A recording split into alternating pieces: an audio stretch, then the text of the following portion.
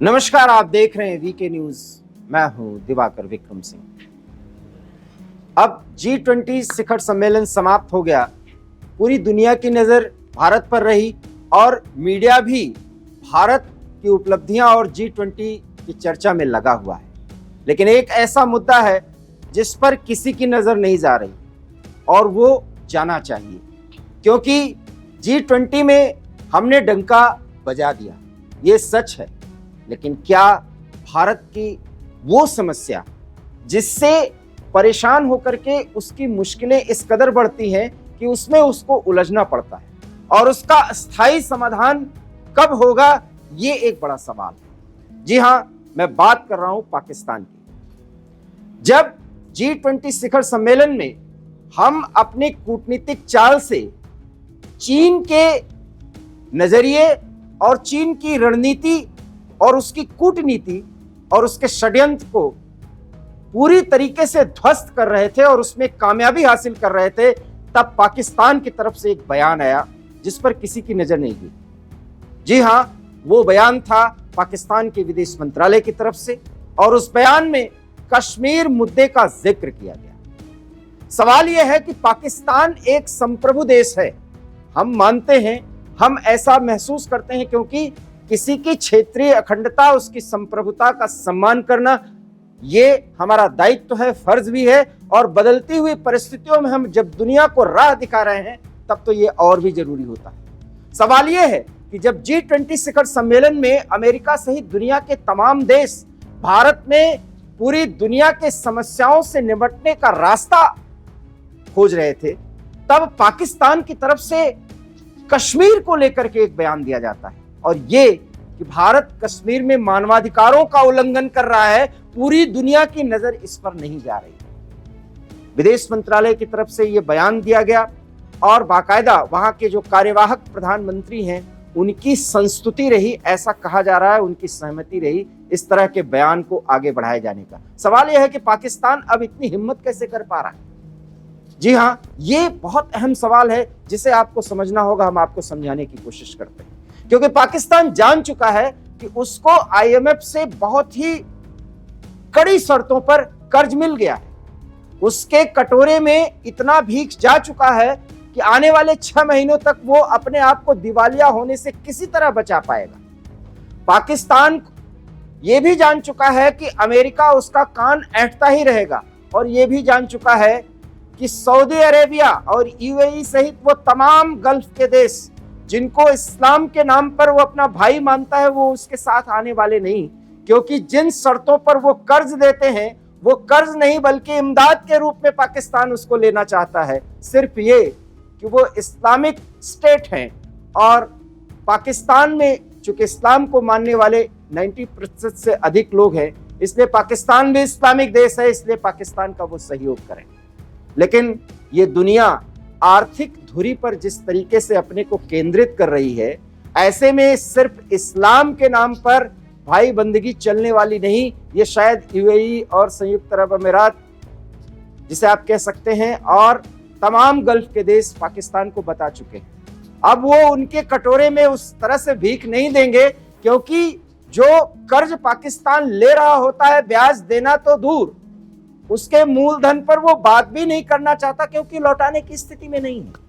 अपने देश की समस्या रोटी कपड़ा, 2 जून की रोटी का इंतजाम कैसे हो, पाकिस्तान नहीं कर पा रहा। वहां पर पेट्रोल, डीजल, चीनी, आटे के दाम कहां पहुंच रहे हैं, ये बताने की जरूरत नहीं है। उसको पाने के लिए लोगों को लड़ाई लड़नी पड़ती है, संघर्ष करना पड़ता है। ये तस्वीरें जो तमाम वायरल होती रहती हैं, वो आप देखते भी रहते हैं। लेकिन वो पाकिस्तान कश्मीर पर विदेश मंत्रालय और प्रधानमंत्री कार्यालय की तरफ से एक संयुक्त आपत्ति दर्ज करवाता है, वो भी तब जब वो जान रहा होता है कि दुनिया के तमाम देश सिर्फ और सिर्फ भारत की निगाह से दुनिया की समस्या को देखने और उसका समाधान करने की कोशिश कर रहे हैं। फिर सवाल ये है कि क्या पाकिस्तान में कुछ भी अंतरराष्ट्रीय दबाव का कोई असर होता है, या कोई डर भय है भी या नहीं।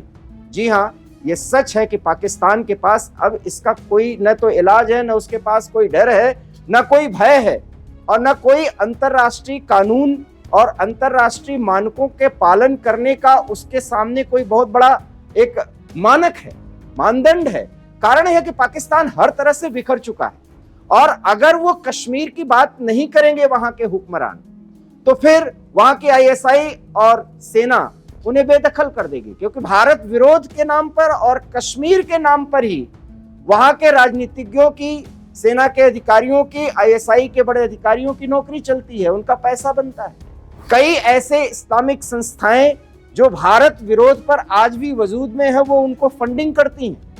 इसलिए इस तरह का बयान देना उनकी मजबूरी, और हम क्यों भूल जाते हैं कि चीन भी बौखलाया हुआ बैठा, बीजिंग से भी ये इंस्ट्रक्शन आया होगा कि इसी बीच जब पूरी दुनिया भारत के साथ खड़ी है, कश्मीर का मुद्दा उठाया जाए। अब सवाल यह है कि जब कश्मीर का मुद्दा उठा ही दिया, तो फिर उसके समाधान की पहल अब भारत को करनी चाहिए, और क्यों करनी चाहिए ये भी जान लीजिए। करनी इसलिए चाहिए कि जिस कश्मीर की बात वो करता है, वो कश्मीर का आधा क्षेत्र है जिसका विकास भारत कर रहा है। पूरा कश्मीर भारत का है। गिलगित बाल्टिस्तान और स्कार्दू की खबरें आप ढेर सारी सुन रहे होंगे, समझ रहे होंगे। वहां पर सिया सुन्नी विवाद, वहां के कश्मीरियों का जो पाकिस्तान के कब्जे में है, किस तरीके से वहां की महंगाई ने उनकी कमर तोड़ दी है, और सौतेलापन व्यवहार जो इस्लामाबाद में बैठी सरकार उन कश्मीरियों के साथ कर रही है जो पाकिस्तान के कब्जे में है। और वो कश्मीर पाकिस्तान पर पूरी दुनिया की नजर जाए, इसके लिए वो प्रेरणा देता है, इसके लिए वो आपत्ति दर्ज कराता है। तब समाधान क्या है? समाधान की जरूरत है जो 140 करोड़ आवाम की आवाज है, और जिसको किसी भी सरकार को, और संयोग कहिए कि मोदी सरकार जिससे पूरी दुनिया को उम्मीदें हैं, तो इस देश के 140 करोड़ आवाम की भी उम्मीद है। और उम्मीद यह है कि हमें हमारा कश्मीर चाहिए। ये बात अब अंतर्राष्ट्रीय मंच से भारत कहे, और मांग ये, समय का तकाजा ये है कि गिलगित बाल्टिस्तान और स्कार्दू में जिस तरीके से सड़क पर लोग रोज हुजूम के रूप में उमड़ते हैं और भारत के समर्थन में नारे लगाते हैं, क्या अब भारत अंतर्राष्ट्रीय मंच से इस बात को नहीं कह सकता कि अब पूरी दुनिया ये देखे? क्योंकि ये जो भीड़ है, ये जो आवाम उबाल पर है, अगर ये बॉर्डर को खत्म करने की बात कर रहा है और भारत पर इसका दबाव बढ़ा, तो सैनिक कार्रवाई के अतिरिक्त अब भारत के पास कोई चारा रह नहीं गया। इसलिए G20 की सफलता पर बहुत ज्यादा खुश मत होइए। ये हमारी उपलब्धि है, क्योंकि 140 करोड़ आवाम की ताकत पर सरकार ने जो कुछ भी किया है, ये भरोसा हमने सरकार को दिया, और उस भरोसे का पूरा सम्मान हुआ, और उसकी बदौलत हम आज यहां तक पहुंचे हैं। लेकिन पड़ोसी है कि मानता नहीं, और पड़ोस बदल सकता नहीं। और जब ये स्थिति है, तो फिर स्कार्दू, गिलगित और बाल्टिस्तान का ये प्रोपेगेंडा आज भारत क्यों एक मुद्दे के रूप में नहीं उठा सकता, और क्यों वहां पर किसी बड़ी कार्रवाई के जरिए समाधान की बात नहीं उठा सकता? क्योंकि पाकिस्तान ऐसी स्थिति में वो मान ही नहीं सकता। और यकीन मानिए, पाकिस्तान इस भी स्थिति में नहीं है कि भारत के साथ वो युद्ध की शुरुआत कर सके। क्योंकि आज जो जानकारियां हैं और जो आंकड़े प्राप्त हो रहे हैं, उनके टैंकों में तेल भरने के लिए न तो तेल है, न उसके लिए पैसा है। आवाम की जरूरत को पूरा करने के लिए उन्हें जितने ईंधन की जरूरत है, वो किसी तरीके से IMF के कड़े शर्तों के तहत खर्च करने का उनको सिर्फ इतना अधिकार मिला हुआ है। ऐसे में जब वो युद्ध कर सकते नहीं, रही बात, आप कह सकते हैं कि परमाणु युद्ध का खतरा है, क्योंकि परमाणु बम उनके पास भी है।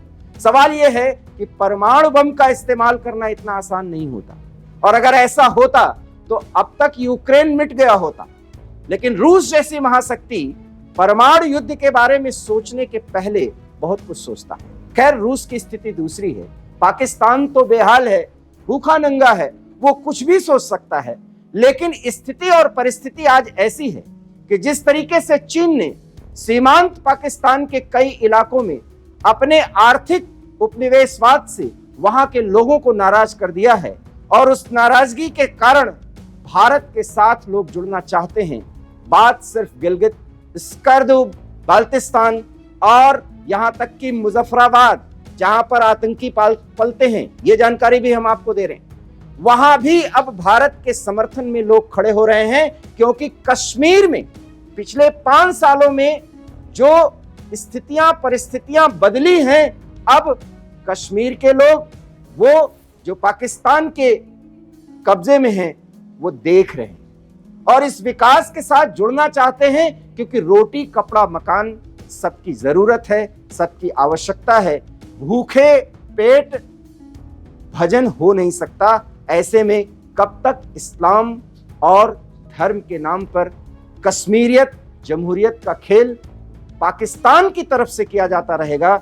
इसका जवाब अब ढूंढने का समय आ गया, क्योंकि G20 को सफल बनाना है, पूरी दुनिया में भारत का डंका बजाना है, तो पीओके को अब लेना ही होगा, क्योंकि ये एग्रेशन नहीं, ये आक्रमण नहीं, ये भारत के संसद में बाकायदा पारित प्रस्ताव का वो अंश है जिसकी आवाज आज हम वीके न्यूज के माध्यम से देने की कोशिश कर रहे हैं। और वो ये है कि हमें पीओके चाहिए। प्रधानमंत्री नरेंद्र मोदी भी कहते हैं कि हम देश की जनता के प्रधान सेवक हैं और प्रधान सेवक का ये कर्तव्य है कि देश की जनता की टीस और उसकी मांग और उसकी चाहत को पूरा किया जाए। ये चाहत और ये पीड़ा जो पाकिस्तान के इलाके में रह रहे कश्मीरियों के साथ हो रही है, वो 140 करोड़ के अवाम की पीड़ा है। और इसलिए उस स्थिति में जब भारत पूरी दुनिया को राह दिखा रहा है और हमारे पड़ोसी को यह फूटी आंख नहीं सुहा रहा है, वो हमारे क्षेत्र पर जबरन कब्जा किए हुए है, तब अब हम G20 की सफलता से उठें और जो कुछ भी G20 के सम्मेलन के दौरान बड़े करीने से कश्मीर राग का बेसुरा आलाप करने की पाकिस्तान ने कोशिश की है, आने वाले समय में उसका जवाब देने की तैयारी कर लें, क्योंकि ये भारत की मांग है और भारत की 140 करोड़ के आवाम की मांग किसी भी तरह से इमोशंस पर, भावनाओं पर आधारित नहीं है। हम आपको एक उदाहरण देते हैं। मणिशंकर अय्यर जैसे राजनयिक मामलों के जानकार, विदेश नीति के जानकार, जो कांग्रेस के वरिष्ठ नेता रहे हैं, अक्सर कहते हैं बहुत मजबूत पाकिस्तान चाहिए, पाकिस्तान से बातचीत करना चाहिए। जी हाँ, बातचीत करना चाहिए, लेकिन बातचीत की शर्तें होनी चाहिए। हम बातचीत तो करेंगे, लेकिन शांति के लिए नहीं, अपने कश्मीर के लिए। जो हमारे कश्मीरी पाकिस्तान के इलाके में हैं, वो कैसे भारत के साथ जुड़े। और मौका भी है, क्योंकि उस तरफ बैठे कश्मीरी अब भारत के साथ जुड़ने की बात करते हैं। आप आए दिन गिलगित बाल्टिस्तान स्कर्दू से वो विरोध की तस्वीरें, वो आवाजें सुनते हैं जिसमें पीड़ा है, दर्द है। अब वो आवाज भारत के 140 करोड़ आवाम की आवाज बन चुकी है और हमें उसे लेना है। शायद ये प्राप्ति भी अब भारत को करना है, जो मोदी सरकार के सामने एक बड़ी चुनौती है। ये हम कब लेंगे, किस तरह से लेंगे, बिना खून बहाए लेंगे, संयुक्त राष्ट्र संघ को जोड़ लेंगे, पूरी दुनिया को साथ लेकर के चलेंगे, ये तो हम तय कर लेंगे और हमें करना चाहिए और हम करने की स्थिति में हैं, क्योंकि हमारी राजनीतिक और राजनीतिक सूझबूझ इस कदर पैदा हो चुकी है, इस कदर वो प्रभावी और प्रौढ़ हो चुकी है कि अब पूरी दुनिया उसका लोहा मान रही है। तो समय की मांग है, क्योंकि लोहा गर्म है और हथौड़ा मारने का समय आ गया है। हथौड़ा कैसे मारा जाए, ये हमने तय कर लिया है। सह अस्तित्व की भावना के साथ आगे जाना है। इसलिए पाकिस्तान के विदेश मंत्रालय की कारस्तानी, जो पिछले 3 दशक से अधिक समय तक चल रही है, जो वहां के सरकार और वहां के नुमाइंदों की तरफ से की जा रही है, जिस कश्मीर में बर्बादी और तबाही का एक लंबा खेल खेला गया है, उसके अंत का समय आ गया है। इसलिए आवाम को अब उठ जाना होगा, क्योंकि पीओके हमारा था, है और रहेगा। ये रेजोल्यूशन, ये किसी भावना पर आधारित कोई व्याख्यान नहीं, बल्कि संसद में पारित प्रस्ताव है और उस प्रस्ताव पर काम मोदी सरकार को अब करना ही होगा, क्योंकि समय की यही मांग है। फिलहाल इस विशेष प्रस्तुति से मुझे दीजिए इजाजत। आपको ये वीडियो कैसा लगा, प्रतिक्रिया दीजिए। नमस्कार। वीके न्यूज, राष्ट्र के नाम।